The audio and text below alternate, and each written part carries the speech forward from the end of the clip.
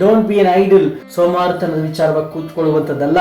ದೇವರು ಅಂದುಕೊಂಡಂಥ ಉದ್ದೇಶಗಳು, ದೇವರು ಕೊಟ್ಟಂಥ ಆಯುಧಗಳಾದಂಥ ಸ್ತುತಿ, ಸ್ತೋತ್ರ, ಪ್ರಾರ್ಥನೆ, ಆರಾಧನೆ, ವಾಕ್ಯ ಇವೆಲ್ಲ ನಾವು ಉಪಯೋಗ ಮಾಡ್ಕೋಬೇಕು.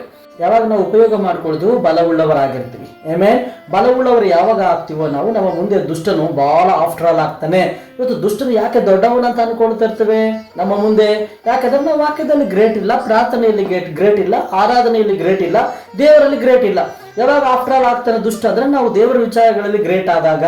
ಯಾವತ್ತು ನಂಬ್ರಿ ಪ್ರಿಯರಾದವರೇ, ದೇವರಲ್ಲಿ ನಾವು ಯಾರೆಲ್ಲ ಇರ್ತೀವಲ್ಲ ನಾವು ದುಷ್ಟನ ಎದುರಿಸುವಂತವರೇ. ಆಮೇಲೆ ನಮ್ಮ ನೋಡಿ ಅವನು ಓಡಿ ಹೋಗುವಂತವನಾಗಿದ್ದಾನೆ ದುಷ್ಟ.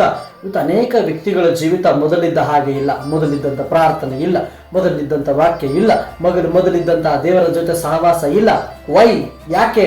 Because they change their ideas, they change their lifes. ಅವ್ರಿಗಿರುವಂಥ ಯೋಚನೆಗಳು ಬದಲಾವಣೆ ಮಾಡ್ಕೊಂಡ್ಬಿಟ್ರು, ಅವರ ಒಂದು ಜೀವಿತ ಬದಲಾವಣೆ ಮಾಡ್ಕೊಂಡ್ಬಿಟ್ರು, ಲೋಕಕ್ಕೆ ಆಕರ್ಷಣೆಯಾದ್ರು. ಅನೇಕರ ಮುಂದೆ ಸೊಲೊಮೋನನಿಗೆ ಬಂದಂಥ ಆಕರ್ಷಣೆ ಬರಬಹುದು, ದಾವೀದನಿಗೆ ಬಂದಂಥ ಆಕರ್ಷಣೆಗೆ ಬರ್ಬೋದು, ಸಂಸನಿಗೆ ಬಂದಂಥ ಆಕರ್ಷಣೆ ಬರ್ಬೋದು. ಗಮನಿಸ್ರಿ, WWW ಈ 3 W ಗೆಲ್ಬೇಕಂತೆ: ವರ್ಲ್ಡ್, ವುಮೆನ್, ವೆಲ್ತ್. ಯಾವಾಗ ನಾವು ಗೆಲ್ತೀವೋ ನಾವು ಸಾಧಿಸುವಂಥವರಾಗಿರ್ತೀವಿ. ದೇವರು ನಮಗೊಂದು ಜ್ಞಾನ ಕೊಟ್ಟವರೇ, ಆ ಜ್ಞಾನದಿಂದ ಎಲ್ಲ ಸಾಧಿಸಬಲ್ಲೆವು. ಗಮನಿಸುವ ಪ್ರಿಯರಾದವರೇ, we are on the way to success. ನಾವು ಸಕ್ಸಸ್ ಸಾಧನೆ ದಾರಿಯಲ್ಲಿ ನಾವು ನಡೆಯುವಂಥವರಾಗಿದ್ದೀವಿ.